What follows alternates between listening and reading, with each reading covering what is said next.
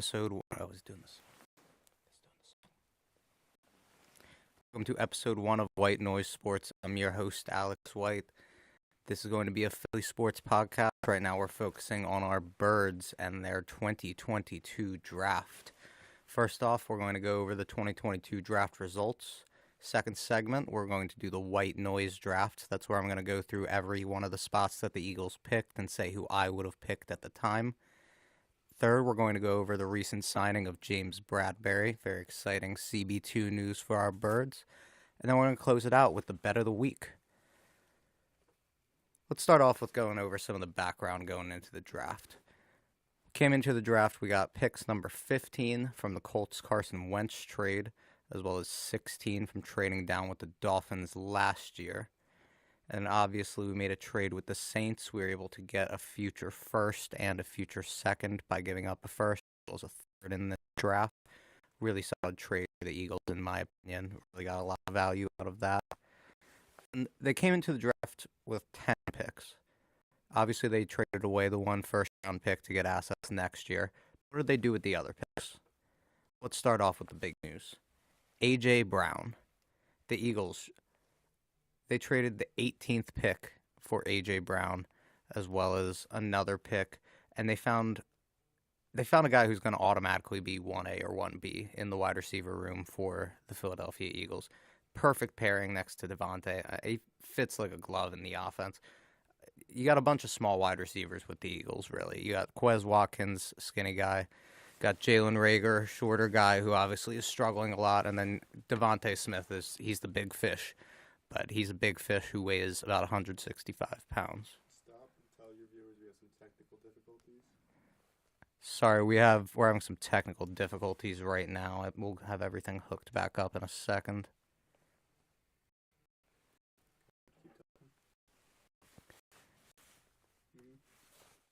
We're going to get some highlights on the screen of A.J. Brown once we get everything situated. Good thing about A.J. Brown, he's one of the most efficient NFL wide receivers in the league. Fourth highest yards per route run since he entered the league. And athletic-wise, he's probably the best athlete that we've had at the position since T.O. was an Eagle back in 2005. And what happens when you have a 1A and a 1B like A.J. Brown and Devontae Smith, it's going to slide Quez Watkins down in the pecking order into the perfect role for him as that wide receiver 3. Now he's going up against slot receivers and CB2s. He's never going to get the number one wide receiver. And when you have a guy who's running in the 4-2s like Quez, it really puts him in good position to make some deep plays down the field. And we have one of the better wide receiver cores across the league at this point, at least via our starters. And I think that we have the chance to make this offense one of the most explosive. What's the tech situation? You good? Do you want to pull up that video, Jordan Davis?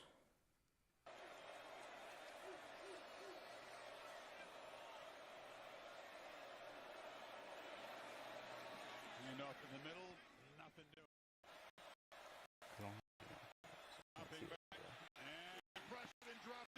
Videos, the highlights are going. Sorry, we're having a little bit of technical difficulties here, folks. Let me just speak a little bit on Jordan Davis. He was the Eagles' first pick, round 1, number 13, out of Georgia. Big defensive tackle, nose tackle, about 6'6", 350 pounds, 34-inch arms, 10 and 3/4-inch hands.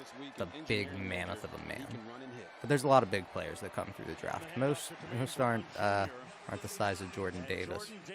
But what makes him special is this guy's running, not only is he running a sub 540, he's running a sub 4840. He's running that at like 4.75, 4.77. I believe he clocked in at 4.78 in the combine. He's truly is a unicorn. He is the biggest player to have ever ran a time that fast. There's no comparison. He is just absolute unicorn athlete, gigantic monster of a man. And the combine does a point system for their athletic metrics, and he is the second most athletic player to ever come through the combine, behind Hall of Fame wide receiver Chiron Johnson. You might have heard of him. They call him Megatron. He was big for the Detroit Lions in his day. How I think this really affects the team. I mean, you get a guy who won the Bednarik Award. He was voted by everybody watching college football that he was the most impactful defender in college football. And when you do that as a defensive tackle who's only getting a handful of sacks, that really shows that your impact on the game is completely massive. And every play he is collapsing the pocket, stuffing up runs, and I believe that he has a lot of potential to improve as a pass rusher. He's going to be the third D tackle on our depth chart to start. Fletcher Cox and Javon Hargrave are starters, and Jordan Davis talks about how he learned from watching Fletcher Cox when he was a kid. It was somebody he grew up watching, based on the position from. Now actually gets to be in the room, gets to learn from Fletch, become a master from learning from the master. I think it's a good deal for him. What's good about Jordan Davis is that he helps something that the Eagles struggled a lot with last year, which was stopping the run. He's a two-gap player. He's able to take up multiple positions on the front, so he's able to get a left gap and a right gap and be forced. Essentially, it's going to force teams to double him, and he's going to be able to eat up space. Do you have that video up of Jordan Davis? I can't see anything, bro. I know.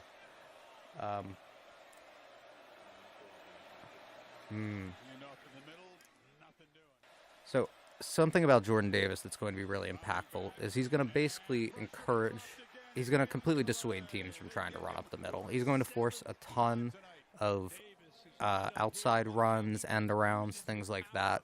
And that's going to put the linebackers, who we're going to talk about one of the additions later in the show, it's going to put them into position to make plays without having to go through that traffic up front. So I see this having a big impact on our Eagles. It's going to allow them to play more multiple fronts. You get the big nose tackle that Gannon wants. You're going to be able to run some more 3-4 looks and 5-2 looks. So I see this having a big impact on the team. As we get to our second round pick, Cam Jurgens, I just want to give a little bit of athletic background to him. This guy's 6'3", 300. He's slightly bigger than our own Jason Kelsey, but even by center standards, he's a pretty undersized player. Former tight end. He's a 3-year offensive lineman. You can toss on those highlights when you're ready. Yeah.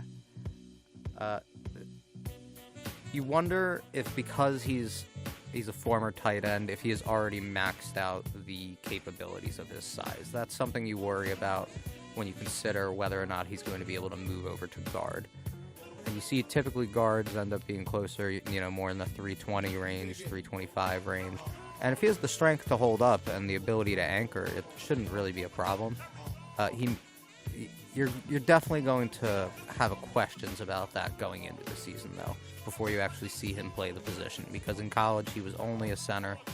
Obviously, just transferring over to the position, there's questions about what else can he do versatility-wise. He hasn't spent years as an offensive lineman playing the different spots. I believe the NFL analyst Ben Fennell was discussing that he might have some swing tackle ability. So even beyond the potential to play guard, he might be able to do some backup tackle roles. The fact is, he's a freaky athlete. This kid he's all sorts of twitched up for a center. I mean, he's ran the fastest 40 at the combine since our very own Jason Kelsey. You see him and his player profile. You can basically get the picture that he can run a zone running offense in the same way you run with Jason. He's a little bit raw. That's kind of what you'd expect for a guy who just started playing the position. But he has a ton of potential. I mean, when you're an athlete like him, the sky is really the limit for you. And when you have a coach like Jeff Stoutland, who's in there training rugby players to be all-pro linemen, I mean, you're putting a guy who's a great athlete in a position to learn quickly.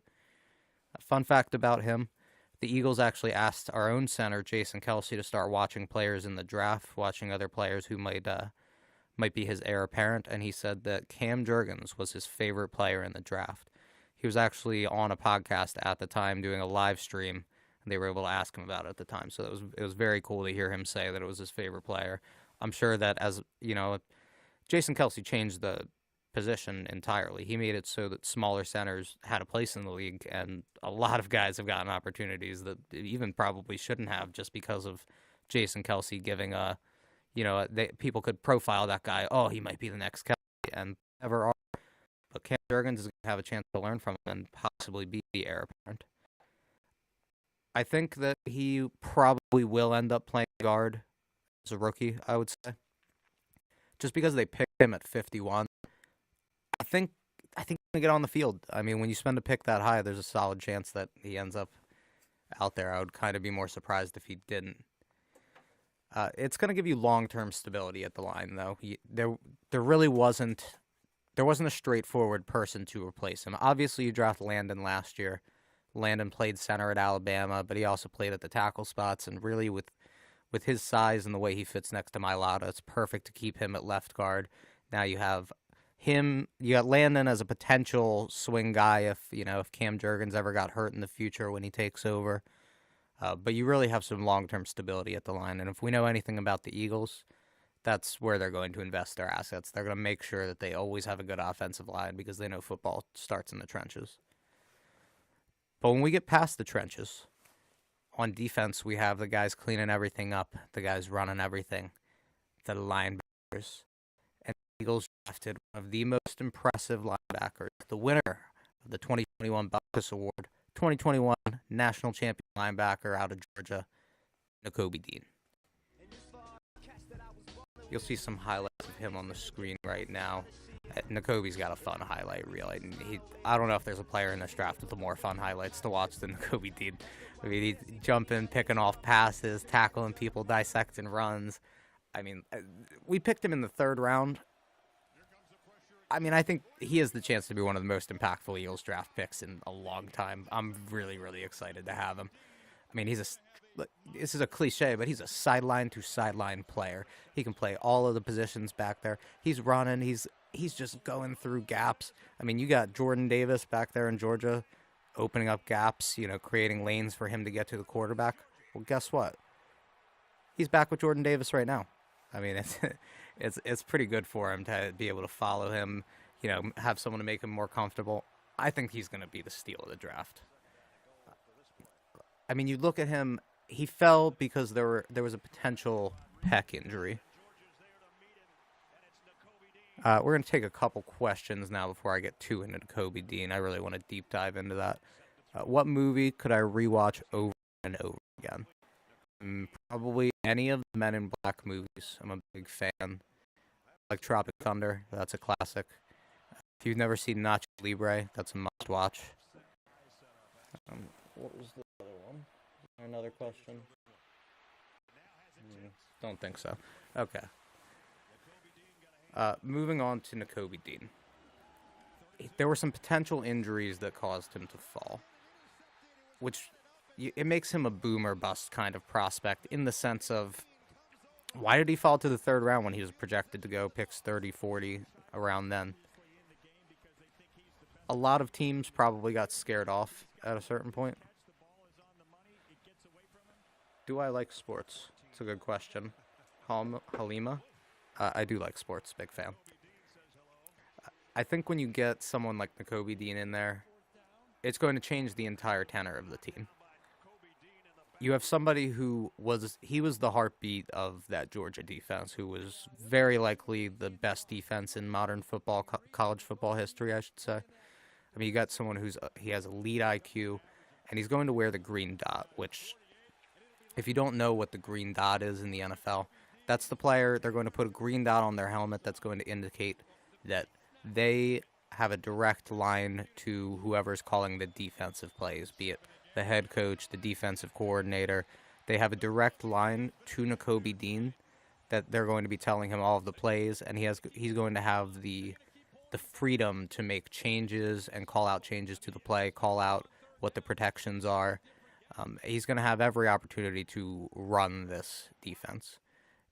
When you get a player in there who can literally run your defense and not only be the emotional leader, but make plays all over the field, it puts you in a great position to succeed. Joe, do you want to run that highlight? It's a good play. It's going to really indicate Nakobe Dean's leadership. So you see on the field here, he gets bumped into by his teammate. That's number 17, Nakobe Dean right there. He starts yelling at his teammate right there, screaming in his face. And then on the next play, you see Channing Tindall goes in there and gets the sack right after the he's just getting in his face and screaming at him. He's telling his teammate, "You effed up. You messed up there, my friend. You can't be out of position. I had to save that play. I got a pass breakup. Otherwise, it was a touchdown. Like, get in there, get your head in the game." Probably yelling things that I'm not gonna probably repeat those words right now, but I'm sure he was yelling at him very intensely, getting in his face. And you can see that the way Channing Tindall goes and he makes a sack on the next play, whatever Nakobe Dean said, that resonated with him. And he spoke about it after, and he said, like, he wouldn't have yelled at everybody in the same way that he yelled at Channing Tindall, because not everybody can be led in the same way.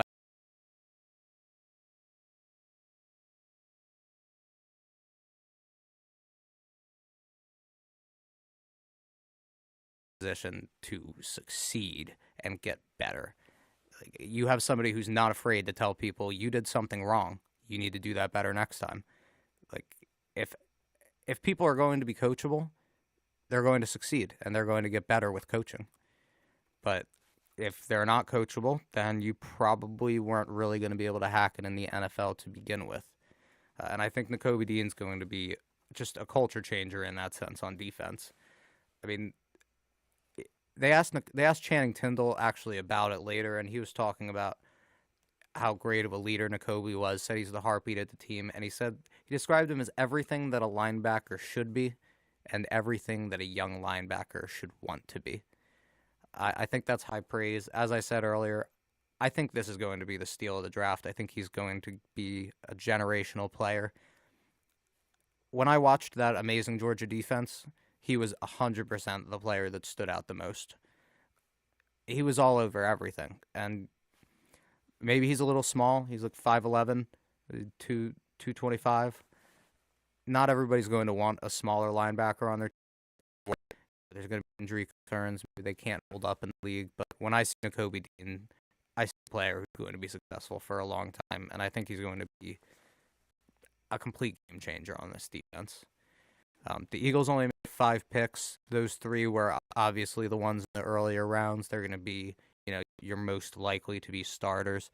As you get into the later rounds, you start taking a little more chances on players.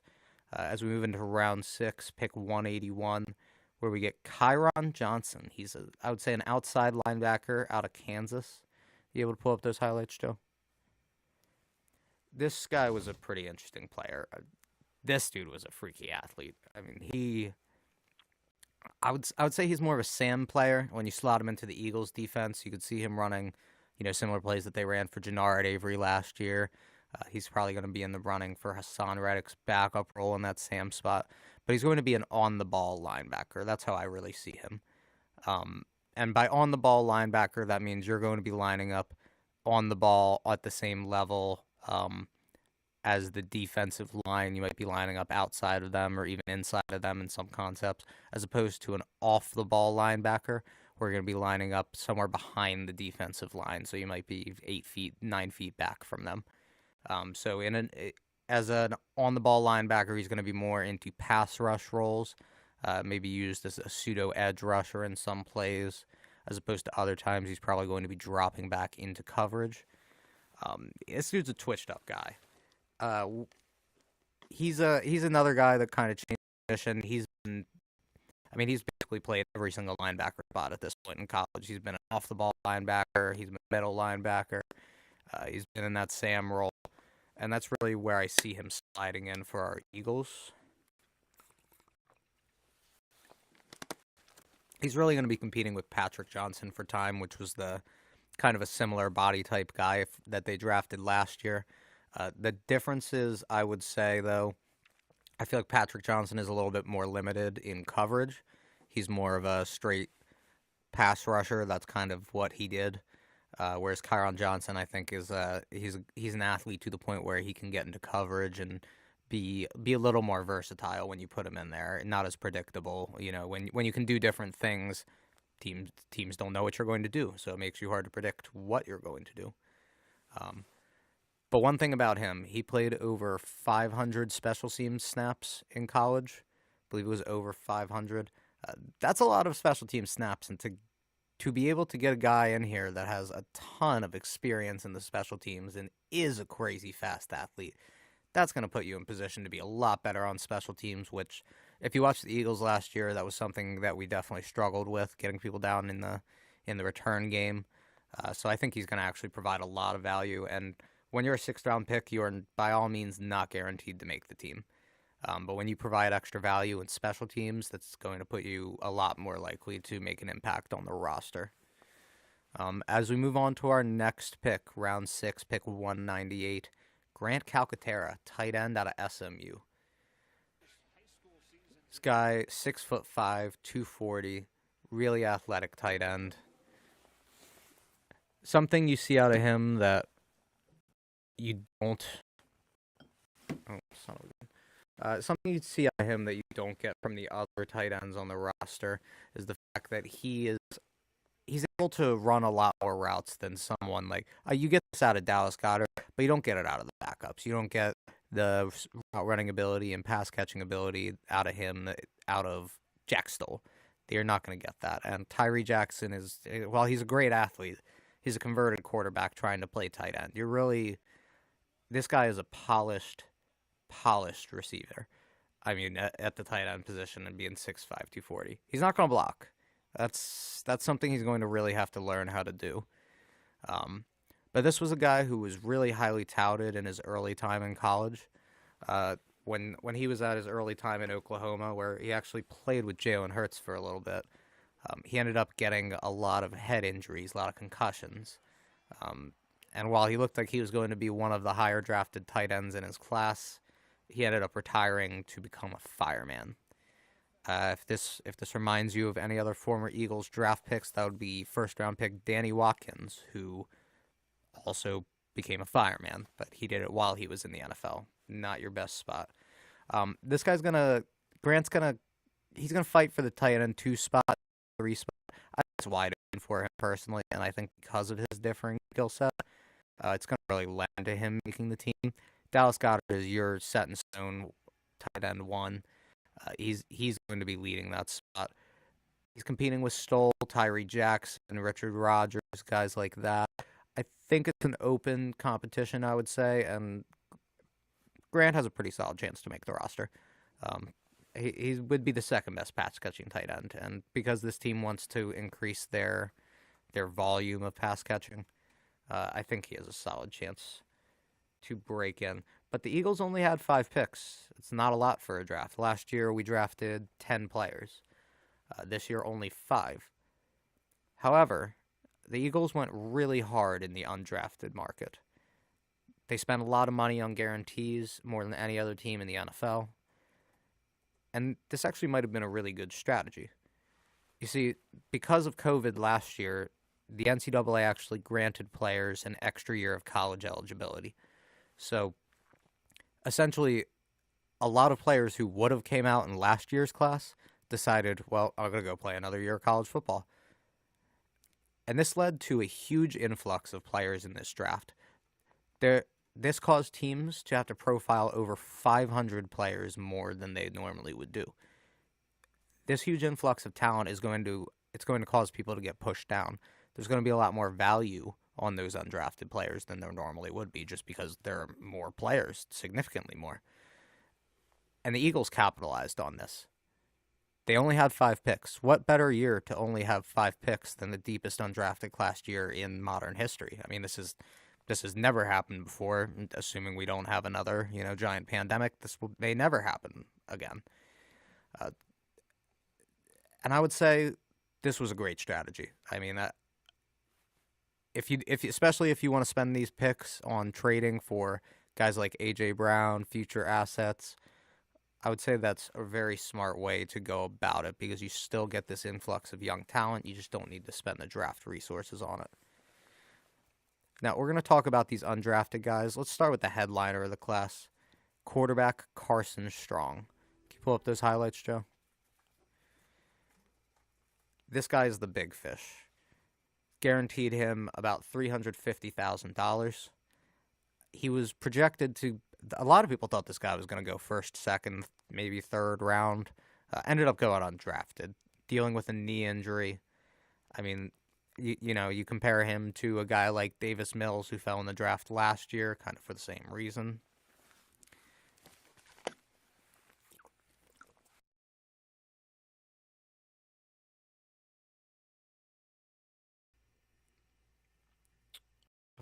into Carson Strong too much, though. This is my first stream. This is actually my second stream. This is the first one that's going to be saved onto YouTube, though. There were a couple technical difficulties we had last week. Do I play games? That's from Brecken9. What kind of games? That's a good question. Follow up with that. I like board games. I like video games. I like games where I decide which player I would have drafted in place of the Eagles. That's a game we're going to play next. Leon Kane asks, when is my next stream? It's going to be Mondays at 7 p.m., same time as now. We're going to keep this as a running thing. I appreciate you guys watching on the stream, everybody listening, sending in questions. I'll try to get to all of those. And I do appreciate your viewership. So as we move back to Carson Strong, this guy was the #1 QB on the undrafted market out of all of the undrafted QBs. The second QB the Eagles also signed. He was the second most touted undrafted QB. That was E.J. Perry. However, when E.J. Perry found out that the Eagles signed Carson Strong, he made off elsewhere. Went to a different team where he felt like he would have more opportunity. And assuming that the Eagles, they have Jalen Hurts, he's going to be the starter. As you move down, Gardner Minshew, if he doesn't get traded, which I'm personally starting to have the inkling that he's not going to be traded, just because I think that the Eagles added a lot of value to this team. I think they could be competitive even if Jalen went down, and I think that they want to be. So my personal opinion is they don't trade Minshew, which means that QB1 and QB2 are taken up right now. And he would be competing with the QB3 spot with Reed Sinnett. Can't say that I've ever seen Reed Sinnett play. I didn't watch him play in college. He's a developmental guy. I think that they gave Carson Strong, nearly $500,000 guaranteed because they think he's going to be an NFL player. I think they're going to give him the chance. They gave him the money. Follow the money. As we move on to our safety, Reed Blankenship out of Middle Tennessee State. Do you have the highlights of him, Joe?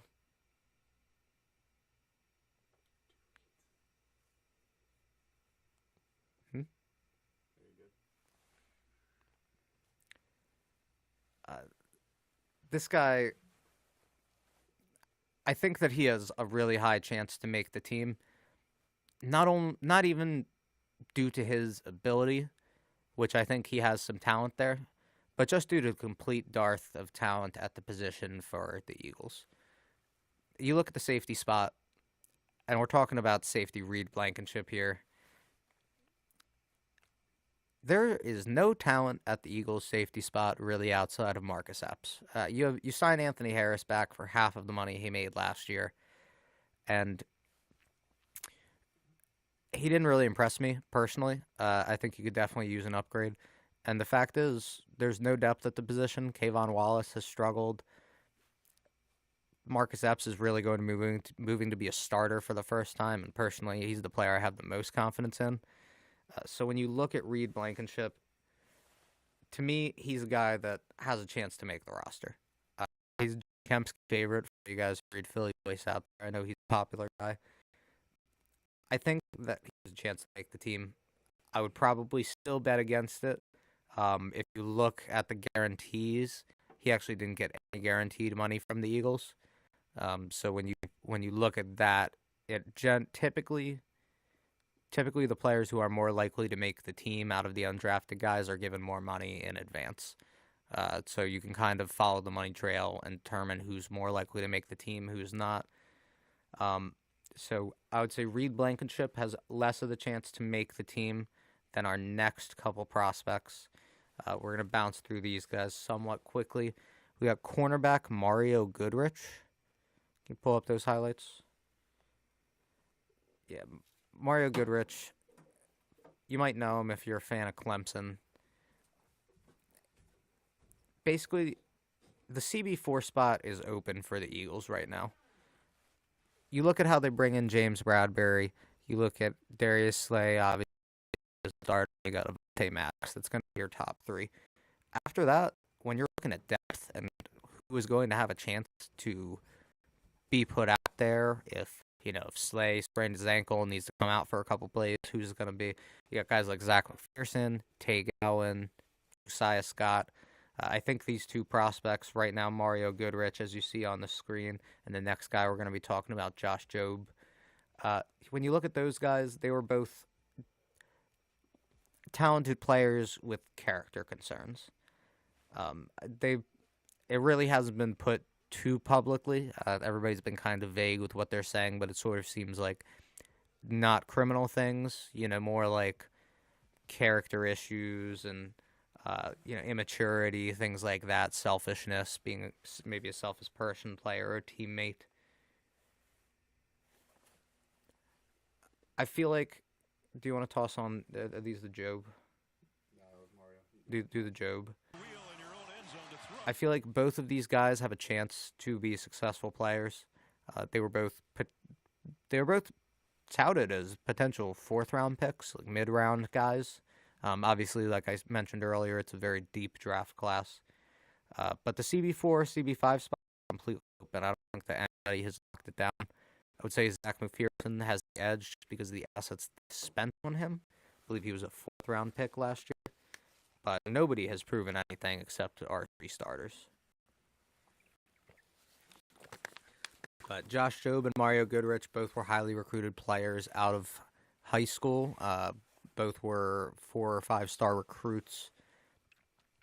And so you look at these guys who have a lot of talent. They went to big programs. They were honestly pretty successful players there. And that they just might need to do some growing up, might need to get their heads on straight if they want to be professional athletes at the highest level. But I would say when you're taking a chance on an undrafted guy, you're not spending a lot of assets on it. If you just get the most talented guys in there possible and figure it out later, that's the best bet.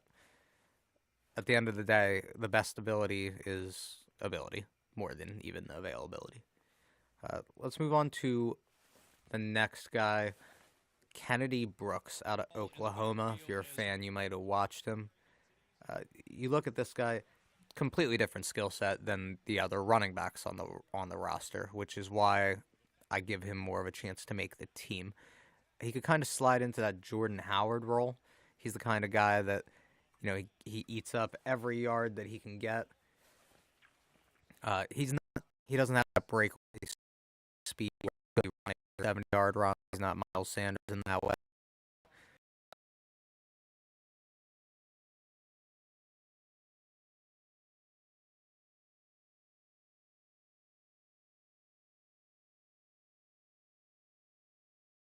He's going to hit him hard.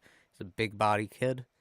And I think that gives him a chance to make the team because we have a bunch of small running backs on our roster. I mean, Miles Sanders is the biggest, and he's not even as big as Kennedy Brooks. And then when you move down the line, you got 200-pound, 5'6" Boston Scott. You got 195-pound, 5'8" Kenny Gainwell. And so when you have a bunch of small players and you get a guy in here who's like 6'1", 230, he has a chance to make an impact because he can step on the field and he can grind out the hard stuff. And having a different skill set than the current players always going to give you more chance because that makes you a different kind of weapon the OC could use. As we move on to our last couple undrafted players we're going to profile today. Just going to touch on them quickly. Be great names here. We got Josh Sills and William Dunkel, who are offensive guards and basically all younger guys, both younger than 22, both big, both highly athletic, and I think that to me these are just perfect Jeff Stoutland prospects. And to me, I think they probably say, "Okay, Jeff, who do you want? Out of all of these offensive linemen, we're just going to give them a bunch of money. We'll sign them for you. Just tell us who you want." When you have a guy like Stoutland, I think you want to keep him happy, and you just give him big athletic toys for him to mold into great players. So I don't really have huge opinions of them other than I think that the Eagles typically draft offensive line pretty well, and they have a good coach to get the talent out of them. So now I'm going to do an exercise I like to call the white noise draft. Your dad called. And so basically I'm going to go through each of the Eagles picks, and I'm going to decide who I would have drafted at each spot based on who was available at the time. As we go through round 1, pick 13, this is where the Eagles drafted Jordan Davis. Me personally, I'm still going to lean Jordan Davis here. I think that he was the right choice. I think that when you look at the organizational philosophy, there's not going to be any, should we pay this guy? Do we value this position? This is a position that they value. It's a guy they drafted high. If he holds up to the talent, there's going to be no question he's worth the money to the team.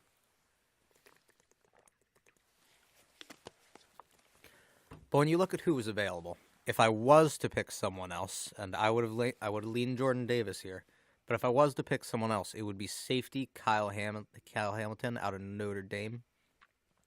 This guy's the obvious other option. He ended up going the next pick to the Ravens at number 14. Just a sideline-to-sideline playmaker. A guy who's just all over the field making interceptions. Really good athlete. Didn't test well as far as his 40 at the combine. But his broad jump, his high jump, his vertical jump, I should say, were all very high level and kind of showed that the athleticism that he displayed on tape. This guy's got ball skills. I mean, he was intercepting a ton of passes. Nice. I think that also because safety is obviously the biggest hole on the roster. It's an easy way to pick your players. Like, oh, we really need this position. Let's take this guy. But sometimes you have to go with who is the bigger, more athletic talent, and I think that was Jordan Davis here, but Kyle Hamilton was an obvious option. I'm not going to go with the Eagles pick here in the second round. I'm actually going to go with a different guy. That's going to be edge rusher Nick Benito out of Oklahoma. This guy, he had one of the highest pass rush win rates in all of college football, which basically means you go up one-on-one against a right tackle or a left tackle. Did you beat them? Did you beat your man? And he statistically did more than almost anyone in the sport. This guy, to me, everything I said about Chiron Johnson earlier, about him being a great in the Sam role, possible backup for Hassan Reddick, lining up on the ball. This guy is the supercharged version of that. I mean, he is all of that twitched up athlete stuff that Chiron Johnson has. Nick Benito has it, but he knows how to use it. Why do you think the Eagles didn't pick him? I think the Eagles ultimately valued replacing Jason Kelce. But in my opinion, I think that Jason Kelce has the chance to, unless Jason Kelce has told you, like, this is my last year for sure. He didn't. He said it might be his last year. He didn't definitely say. He might have said that though. I'm not in those rooms. To me, I would have chosen this player, but I can definitely see why they want to keep their offensive line whole for the years to come. If they had not traded for A.J. Brown, I would have chosen the highest remaining player on my board, which was another Georgia kid, this time a wide receiver, Mr. Character Concerns himself, George Pickens. Teams seem to hate this guy. I mean, they say he is just absolutely the worst, and that he walks into the room and you just know he's the worst. He's just big, full of attitude. I don't know, man. I don't care. I saw him running over people. He's one of the most impressive wide receivers, in my opinion, in the draft. I think you can figure out the character things, and I don't know. I think until you really get to know him, you really don't know what he's like. But Nick Benito would have been my pick here on the edge. Round 3, I think that Nakobe Dean is a slam dunk third round pick, and I can't imagine that going any other direction would have made me this excited. I think he's going to be one of the best linebackers in Eagles history. I'm pretty excited for him. As we go to the 6th round, see, here's where it gets a little controversial, because I would have picked safety Sterling Weatherford. It's a little controversial because Sterling Weatherford didn't even get drafted. He did end up going undrafted right away, ended up getting signed to the Colts. To me, I look at him as sort of a discount version as the guy I discussed earlier, Kyle Hamilton. You see a guy who has sideline-to-sideline athleticism, lateral movement, ball skills, the ability to intercept passes. I would say he's not the same level of athlete as Kyle Hamilton. He doesn't have the same size, He didn't get quite the same amount of production. He only had 4 interceptions in his time in college, which is still decent. But this guy was my favorite, probably my favorite late round defensive back in the entire draft. I mean, I was really excited. I thought that he was on the board and there was a chance that the Eagles would take him.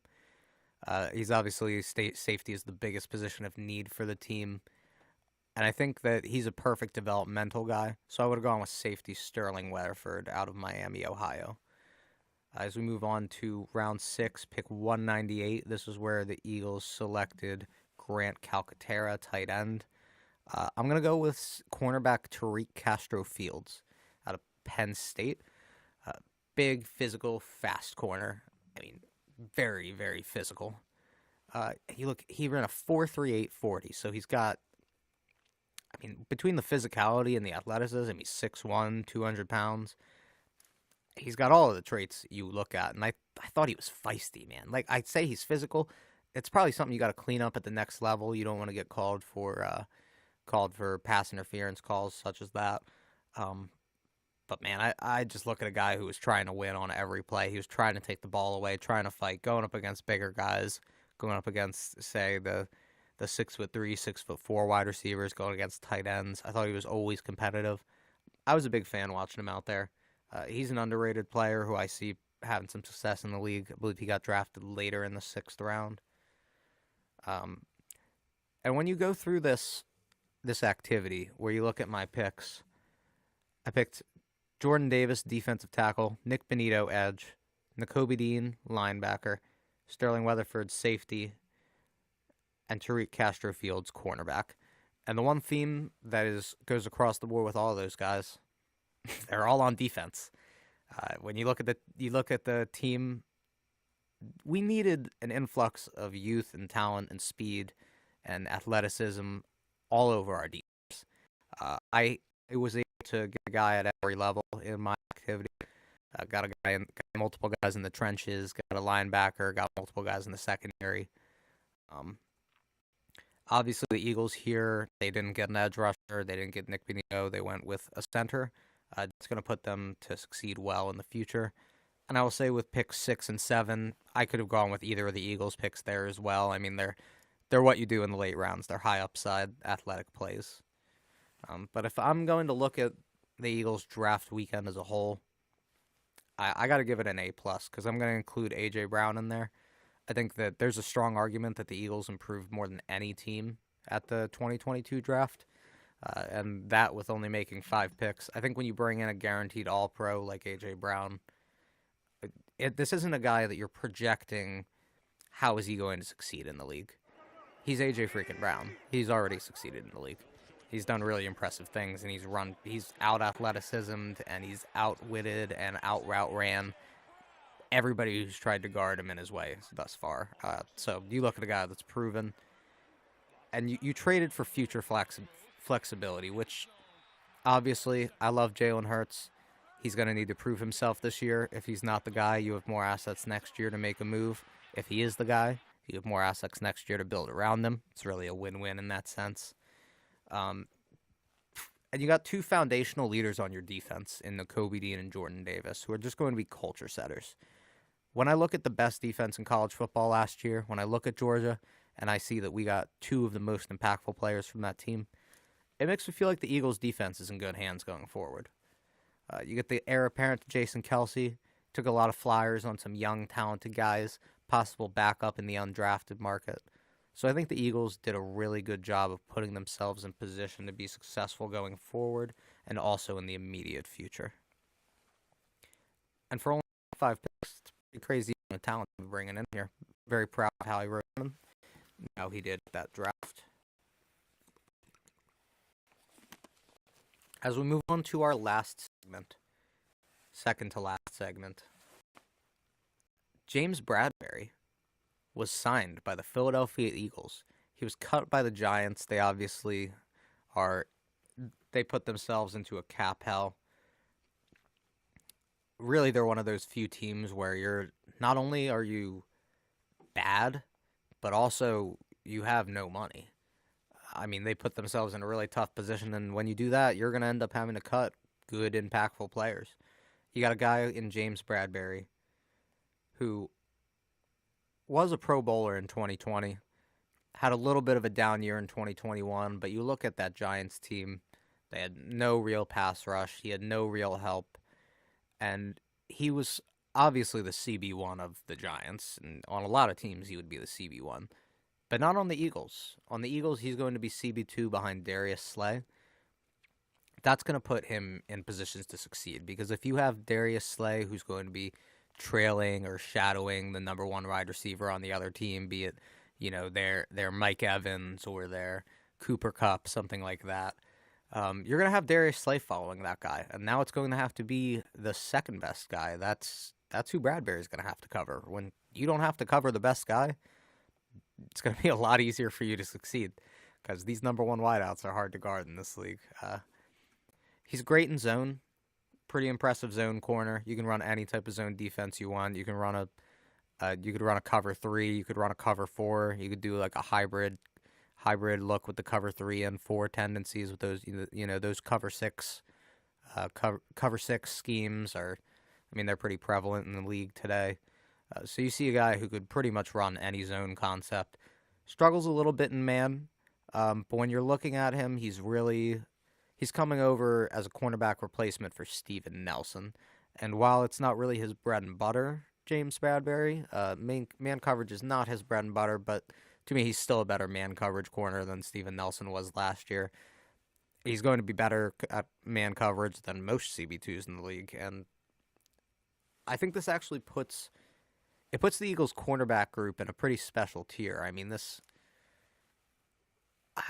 In my lifetime, this might be the best cornerback trio that the Eagles have ever started. I would say that it probably is.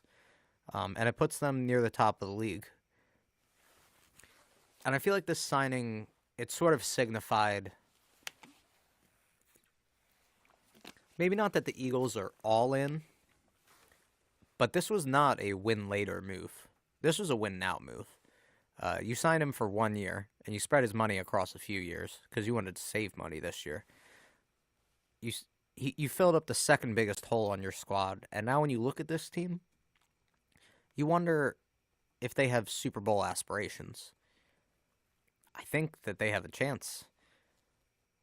And I think that you could be looking at a team that might be getting a safety pretty soon. You look at the team, it's the obvious next hole. You looked at it before, it was cornerback 2 and who's going to play safety. I think now you filled that cornerback 2. I would kind of be surprised if there wasn't some type of move at the safety spot. And this actually led to the Eagles over-under being raised. Last week it was actually 8.5. The Eagles over-under has gotten raised to 9.5 wins. But this is where we come in with our last segment, which is our best bet. Eagles over 9.5 wins. FanDuel right now has even odds on that bet, which means if you bet 100, you would gain 100. If the Eagles won 10 games, that would be the over on the 9.5. To me, the Eagles won 9 games last year. Significantly better team this year. They added defensive help to every level. I think that Jalen Hurts is coming back. He's going to be a more experienced quarterback. You won 9 games with this team and a harder schedule last year. There's no Tom Brady on the schedule this year. There's Patrick Mahomes on the schedule this year. You got 1 game against Aaron Rodgers, 2 games against Dak Prescott, and then your next hardest quarterback is Matt Ryan? Ryan Tannehill? I don't know. But it's not going to be the murderer's row that you had to come out and face last season. If the Eagles can stay healthy, relatively, I think that this is still an easy bet to make on this 9.5. Betting the over on that. They got raised when we signed James Bradbury, but I think that they're still higher than this. When I went through the games and I was looking at win, loss, what could this be? I thought I was looking at 11, maybe even 12-win team. That might be a little, pie in the sky hopeful, but I think that they have the easiest schedule in the league this year. They're really put in position to succeed. And I think that James Bradbury has raised all of our expectations. It certainly made me more excited for the season. And this is where we're going to leave you with the White Noise Sports podcast. I appreciate you guys rolling with us. There's always big things going on in the league, so we're going to cover it here. Tune in next time, next Monday at 7 p.m. We're going to be back on here doing the same thing, talking something else Eagles related, always touching on the Philly sports. Thank you to everybody who listened on the live stream. Thanks for everybody who dropped their questions. Big thanks to Commerce Audio for producing. Thank you. See you next week.